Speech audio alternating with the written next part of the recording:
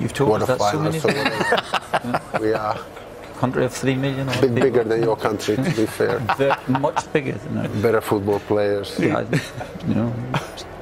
It's a quarter-final to look forward to. We'll get all the analysis, all the thoughts. Spare a thought, though, for Kasper Schmeichel. Saved 2 penalties in the shootout and 1, of course, towards the end of extra time. What about that? That really was tense, and most of us weren't involved, apart from just being a football fan. When we have a look at Nikolai Jorgensen's missed penalty, you said something really interesting at the time, that maybe some of the penalty takers are trying to be too clever for their own good. Yeah, I'm not a fan of the stop-start run-up. I think you lose momentum with that. I mean, there have been some people who have made a living out of it and have done brilliantly with it, but I'm not a fan of it myself. And I just thought he had lost momentum here. He stutters.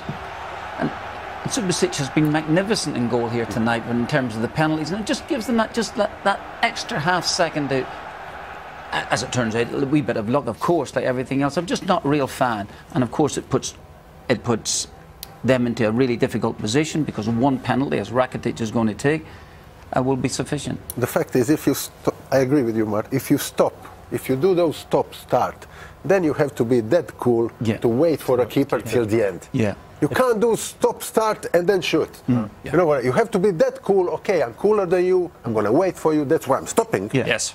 But that's the and if he doesn't go, the goalkeeper, then you look a bit of a fool. The whole point of it is you have something in your mind if he doesn't go. When you get to the ball, the stop-start, if he's still standing in the middle of the goal, you can snap it in either corner and not get it. But if you're still looking at the goalkeeper and he's going that way because you've stopped, we should just tell people, because Mark Clattenburg would want us to, if you've planted your standing foot at the ball, you cannot stop then. No. But guys, it's easy to talk from here. Yeah, and that's absolutely right, and that's fine. Yeah. That makes it even easier for the goalkeeper then, because the stop-start, he knows that that's it. That's his movement now, and that's it been done. Yeah. So he can't continue to do that again, and now he's got no momentum. But that walk from halfway line to the penalty. Oh, it's the worst ever. You go, and as you are walking, the keeper looks bigger and bigger, and the goal looks like a hockey goal at the end. Yeah. You know?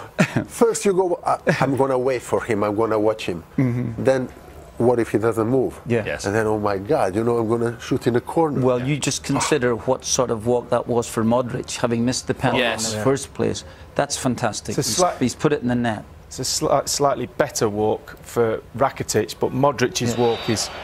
And he was always going to take one, as you said. Now, Schmeichel's been brilliant. When you watch the replay here, on another day, he gets a toe. You have players like Badel and Modric. They are technically so gifted and so good. That only proves that penalties don't depend only on your skill. Yeah. There's a lot of bottle, isn't there? I think Schmeichel was deciding, they had decided that Modric will go again to the same place. He's waited as long as he possibly can. Of course, he's always got the flying feet as well too that might do it. But I think that's what he's done for him. Modric has decided to go down the middle. Whether he decided that 0.5 of a second beforehand or in the walk-up, I have no idea. But it's gone in. Because that's the old double bluff, isn't it? When someone's taking a second penalty in quick succession, it's brilliant. Exactly. The goalie's going, which way is he going to go? I've been taking penalties in shootouts at various... I always chose to take number 1. Because, like tonight, nobody remembers who missed the 2 first penalties. But if you're walking up number 5, like Rakitic was, then there's every chance you remember him missing this, but he didn't. He kept his cool. And Slaven, we said to you straight away, Slaven, you went, he will hit it to Schmeichel's right, because, of course, the natural shape for the right footer, if he hits it well, will take it away from the goalkeeper. He's got that coolness, you know. He's got that skill and coolness, and he was born in Switzerland at the end of the day, you know, so he's got it. But also, you remember 10 years ago, both he and Modric missed in the shootout against Turkey. I told you, that was different because we scored against Turkey in 190th minute, and still we conceded. Here it is. We were down. That's it there. We were like, we were down, totally. And so mentally you were gone. Oh, they both missed the target. It's not even they were saved. They missed the target. Anyway, it's a different outcome tonight. Yeah, we are through, guys. We didn't play good. So okay, rush again. You flagged it up before the game, and what you feared happened exactly. You were flat. You've scraped through despite all your technical ability. When the pressure was on, may not be on, of course, because you're playing the host. It may be a good thing, but you just seem to be completely flat and washed out. Why was that? Why? I think it's more mentally. I don't believe that those 10 days gap helped them. but it's definitely more mentally. We can't cope with this kind of pressure, this generation. And there are better players individually than us from '98, but there is always a question mark above them because of that character. Yeah. But Martin, you know, when you as a manager, when you're training the players, if you had that time off, the training sessions that you put on for your players, if you've got a week off in a tournament, how does that vary from when you play? Obviously you vary that.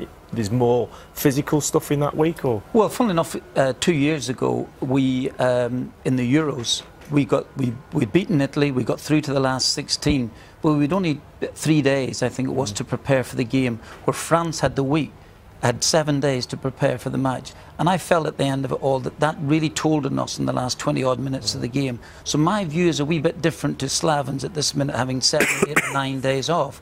I actually think you should be refreshed. It wasn't shown in the performance there at all. No. By Croatia. They can only get better. Yeah. They can only get better, and I think there'll be a bit of pressure off them now. Well, that was going to be my next point, because they're playing Russia, who... You could say Russia cannot believe they've reached the quarterfinals because they were the worst team they've ever seen, according to the media here, but they've made the quarterfinals. But still, there will be a level of pressure on them because they're the hosts. So that might be to Croatia's fate. For the first time now, there's a bit of pressure on Russia. Exactly. And I think that Croatia must play better. Their midfield players were, well, I was not going to say weren't dominant. They were nearly non-existent in the game. I think that they can get better, and I think that I think Russia have done magnificently to get as far as they have done. I'm not so sure that they've got that much left. But yeah, the pressure may be in the world and in Russia, like half or host or whatever. But back home, the people will expect us to beat Russia. Can you take the pressure? Can you take the pressure, Slaven? I'm okay. Here we go. Look, here's your evening, Slav. Okay. No, I'm okay. Straight down. Straight down. Yeah, but why are you showing that again? Hey, no, seriously. Because people love human reaction. It's the natural reaction. It's passion. It's passion. Because it's so long since England have won a penalty shootout. That's why. The bridges all around this great city. Everybody's celebrating. And that's just outside our studio in front of St Basil's Cathedral. Russia into the last 8 of the World Cup. And that last 8 picture is just becoming a little bit clearer after what's happened in the last couple of days. We've just seen Croatia winning on penalties, so Croatia will play Russia and will be Uruguay against France after yesterday's matches. OK, fewer than 48 hours to wait now until England take on Colombia at the Spartak Stadium here in Moscow. Gareth Southgate's been preparing the squad at their base in Rapino. The England manager and captain Harry Kane have been talking to Gabriel Clark.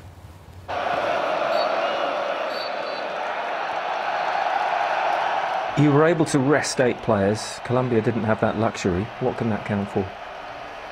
Well, it gave us the best opportunity to prepare these players physically and tactically for the game. We took control of whether there were injuries rather than a match situation. So it was about giving us the best opportunity to prepare properly for this game. There's been some criticism of that. Have you doubted that decision at all, to rest players? No, I think when you're a leader, and particularly when you're leading the nation's football team, any decision you make that perhaps isn't conventional or that others might disagree with will be questioned. I have to have the courage of my convictions, whether that's on selecting the way we play, how we operate, the personnel that play, the squad, the style of play. I've got to do it the way I believe is right, and I'll always do it with the intention of getting our country as far as we possibly can. There's been some criticism of Jordan Pickford for certain things in the game against Belgium. Does that surprise you? Well, we're at a World Cup and there's only one team to focus on, and there's a lot of column inches to fill and probably a lot of goalkeeping experts out there.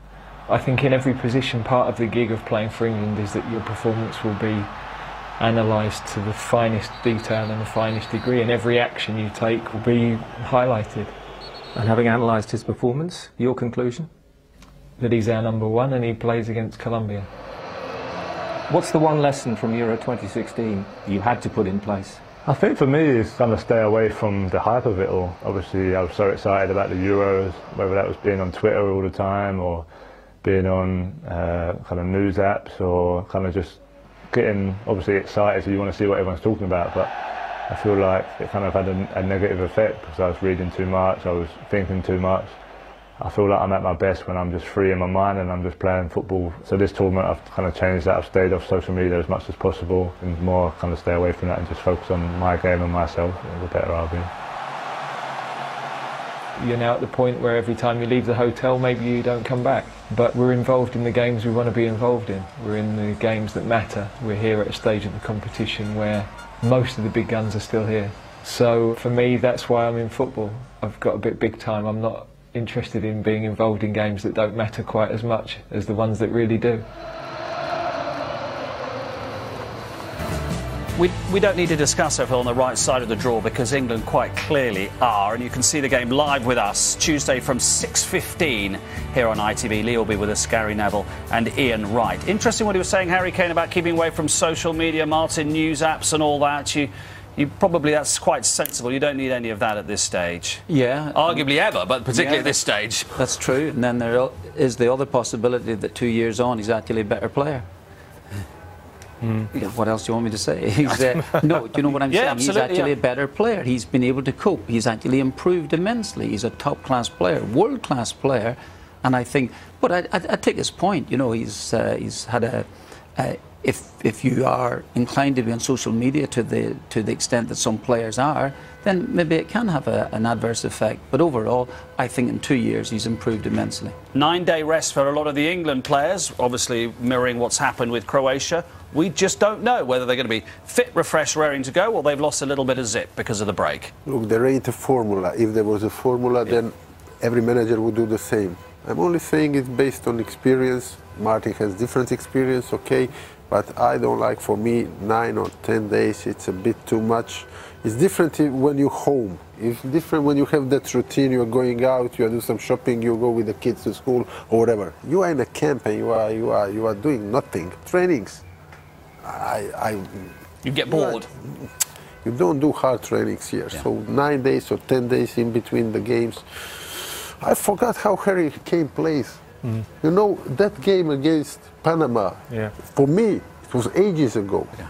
Ages. Well, there's a lot that's happened in the World Cup since, It's interesting what Harry Kane was saying about the social media stuff and that almost a growing up period. I'll never forget, Tony Adams said to us in '98 when we were chasing Man United down, trying to catch up, and he remember saying with a few months to go, he goes, give me 2 months, just give me 2 months, total concentration and commitment.